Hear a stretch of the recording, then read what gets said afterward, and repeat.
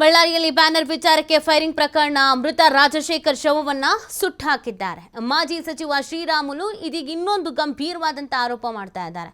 ಸಂಪ್ರದಾಯದ ಪ್ರಕಾರ ದೇಹವನ್ನ ಮಣ್ಣು ಮಾಡಬೇಕಾಗಿತ್ತು, ಸಾಕ್ಷ್ಯ ನಾಶ ಮಾಡಬೇಕು ಅಂತಾನೆ ವ್ಯವಸ್ಥಿತವಾಗಿ ಸುಟ್ಟಿದ್ದಾರೆ. ಅವರ ಸಂಪ್ರದಾಯದ ಪ್ರಕಾರ ಮಣ್ಣಲ್ಲಿ ಹೂಳ್ತಾರೆ. ಇವತ್ತಲ್ಲ ನಾಳೆ ಸತ್ಯ ಹೊರಗೆ ಬರುತ್ತೆ ಅಂತ ಹೇಳಿದ್ದಾರೆ. ನಿನ್ನೆ ಒಂದು ಸ್ಟೇಟ್ಮೆಂಟ್ ಕೊಟ್ಟಿದ್ರು, ಎರಡೆರಡು ಬಾರಿ ಮೃತದೇಹ ಪೋಸ್ಟ್ಮಾರ್ಟಮ್ ಆಗಿತ್ತು ಅಂತ. ಹಾಸ್ಪಿಟಲ್ನವ್ರನ್ನ ಕಾಂಟ್ಯಾಕ್ಟ್ ಮಾಡಿದಾಗ ಆ ಥರ ಆಗೇ ಇಲ್ಲ ಅಂತ ಹೇಳ್ತಿದ್ರು. ಈಗ ಇನ್ನೊಂದು ಹೇಳ್ತಾ ಇದ್ದಾರೆ, ಹೂತು ಹಾಕಬೇಕಾಗಿತ್ತು, ಸುಟ್ಟು ಹಾಕಿದ್ದಾರೆ. ಸಾಕ್ಷಿ ನಾಶ ಮಾಡಬೇಕು ಅಂತ ವ್ಯವಸ್ಥಿತವಾಗಿ ಸುಟ್ಟು ಹಾಕಿದ್ದಾರೆ. ಅವರ ಸಂಪ್ರದಾಯದ ಪ್ರಕಾರ ಹೂಳ್ತಾರೆ, ಅದೇ ಇಲ್ಲಿ ಯಾಕೆ ಸುಟ್ಟು ಹಾಕಿದ್ದಾರೆ ಅಂತ ರಾಮುಲು ಅವರು ಪ್ರಶ್ನೆ ಮಾಡ್ತಾ ಇದ್ದಾರೆ. ಸೊ ಈ ವಿಚಾರ ಮತ್ತೆ ಸುದ್ದಿ ಆಗುತ್ತೆ, ಸದ್ದು ಆಗುತ್ತೆ. ಈ ಪೋಸ್ಟ್ಮಾರ್ಟಮ್ದೇ ಸಿಕ್ಕಾಪಟ್ಟೆ ಸುದ್ದಿ ಆಗುತ್ತೆ. ಹಾಸ್ಪಿಟಲ್ ಅವರೇ ಹೇಳ್ತಾ ಇದ್ರು, ಕೇಳೋ ಪರಿಸ್ಥಿತಿಯಲ್ಲಿ ಇರಲಿಲ್ಲ ಯಾರು. ಇದಕ್ಕೆ ಸಂಬಂಧಪಟ್ಟಂತೆಗೆ ಅವ್ರನ್ನ ಮಾತಾಡಿಸಲಾಗಿದೆ. ನಮ್ಮ ಪ್ರತಿನಿಧಿ ಮಾತನಾಡಿಸಿದ್ದಾರೆ, ಕೇಳೋಣ ಬನ್ನಿ ಏನೇನು ಹೇಳಿದ್ದಾರೆ ಅಂತ. ಗಲಾಟೆ ಪ್ರಕರಣಕ್ಕೆ ದಿನದಿಂದ ದಿನಕ್ಕೆ ಟ್ವಿಸ್ಟ್ ಸಹ ಸಿಗ್ತಾ ಇದೆ. ನನ್ನ ಜೊತೆಗೆ ಮಾತನಾಡಲಿಕ್ಕೆ ರಾಮುಲು ಇದ್ದಾರೆ, ಅವ್ರನ್ನೇ ಮಾತಾಡ್ತೀನಿ. ಸರ್, ಈಗ ಮತ್ತೊಂದು ಟ್ವಿಸ್ಟ್ ಕೂಡ ಸಿಕ್ಕಿದೆ. ಈಗ ನೀವು ಸಹ ಒಂದು ಆರೋಪವನ್ನು ಮಾಡ್ತಾ ಇದ್ದೀರಿ, ಏನದು ಆರೋಪ ಅಂತ? ಸರ್, ಆರೋಪ ಇಷ್ಟೇ, ಆ ರಾಜಶೇಖರ್ ಅನ್ನಂತ ಯುವಕ ಏನು ಡೆತ್ ಆಗಿದನೋ, ಡೆತ್ ಆದಂಥ ಟೈಮಲ್ಲಿ ಪೋಸ್ಟ್ಮಾರ್ಟಮ್ ವಿಚಾರದಲ್ಲಿ 2 ಬಾರಿ ಪೋಸ್ಟ್ಮಾರ್ಟಮ್ ಆಯಿತು ಅನ್ನೋಂಥ ಮಾತು ನಾನು ಉಲ್ಲೇಖನ ಮಾಡಿದ್ದೀನಿ. ಭಾಳಷ್ಟು ಮಂದಿ ಹಿರಿಯ ನಾಯಕರು, ಮಾಜಿ ಮುಖ್ಯಮಂತ್ರಿಗಳಂತ ಕುಮಾರಸ್ವಾಮಿ ಅವರು ಕೂಡ ಇದ್ರ ಬಗ್ಗೆ ಉಲ್ಲೇಖನ ಮಾಡಿದ್ದಾರೆ.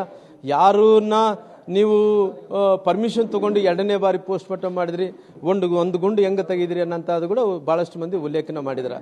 ಇವತ್ತೇನಂದ್ರೆ ಅವನು ಅಂತ್ಯ ಸಂಸ್ಕಾರ ಮಾಡಬೇಕಾ, ರಾಜಶೇಖರ್ ಅಂತ್ಯ ಸಂಸ್ಕಾರ ಮಾಡೋಂಥ ವಿಚಾರದಲ್ಲಿ ಅಲ್ಲಿ ಭಗವಂತ ಏನಾಗಿದೆ ಅಂತ ಹೇಳಿದ್ರೆ, ರಾಜಶೇಖರ್ ಅವ್ರ ತಂದೆಯವರು ಸುರೇಂದ್ರ ರೆಡ್ಡಿ ಅವರು ಅವ್ರ ತಂದೆಯವರು ಅಂತ್ಯ ಸಂಸ್ಕಾರವನ್ನು ಮಾಡೋಂಥ ಟೈಮಲ್ಲಿ ಅವರು ಆ್ಯಕ್ಚುಲಿ ಅವರು ಭೂಮಿಯಲ್ಲಿ ಉಣುಕ್ತಾರೆ. ಈ ಹುಡುಗನ್ನ ಭೂಮಿಯಲ್ಲಿ ಉಣುಕ್ಬೇಕಂದೇಳಿ ಒಂದು ಬಗಲಗಡೆ ಒಂದು ಕುಣಿ ಅಗಿತಾರೆ.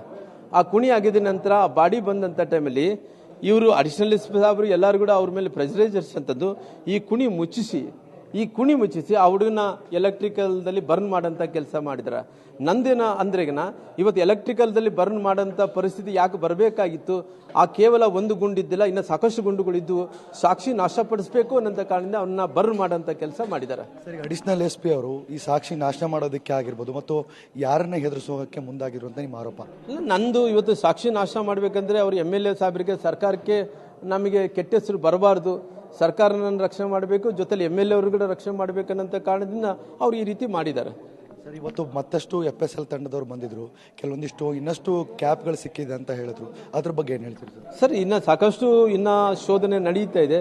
ಸಾಕಷ್ಟು ಫೈರಿಂಗ್ ಆದಂಥವು ಆ ಟೊಪಿಗೆ ಸಿಗ್ತಾ ಇದಾವ. ಸಾಕಷ್ಟು ಬುಲೆಟ್ ಟೊಪಿಗೆ ಇಲ್ಲಾರ್ದಂಥ ಮೇನ್ ಬುಲೆಟ್ಗಳು ಕೂಡ ಸಿಗ್ತಾ ಇದಾವ. ಇನ್ನು ಶೋಧನೆ ನಡೀತಾ ಇದೆ.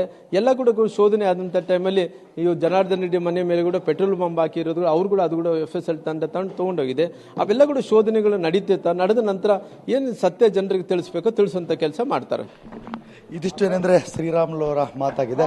ಈಗ ತನಿಖೆ ತಂಡ ಕೂಡ ಪ್ರಾರಂಭವಾಗಿದೆ. ಈ ತನಿಖೆಯನ್ನು ಕೂಡ ಪೊಲೀಸರು ಕೂಡ ಸಾಕಷ್ಟು ತೀವ್ರವಾಗಿ ನಡೆಸ್ತಾ ಇದ್ದಾರೆ. ಈಗ ಕೆಲವೊಂದಿಷ್ಟು ಆರೋಪವನ್ನ ಏನ್ ಮಾಡ್ತಾ ಇದ್ದಾರೆ ಅಂದ್ರೆ, ಅಡಿಷನಲ್ SP ಅವರು ಒಂದೇ ಭಾಗದಲ್ಲಿ ನಿಂತ್ಕೊಂಡು ಕೆಲಸವನ್ನ ಮಾಡ್ತಾ ಇದ್ದಾರೆ ಅನ್ನುವಂಥ ಆರೋಪವನ್ನು ಸಹ ಶ್ರೀರಾಮುಲು ಅವರು ಸಹ ಮಾಡಿರುವಂಥದ್ದು.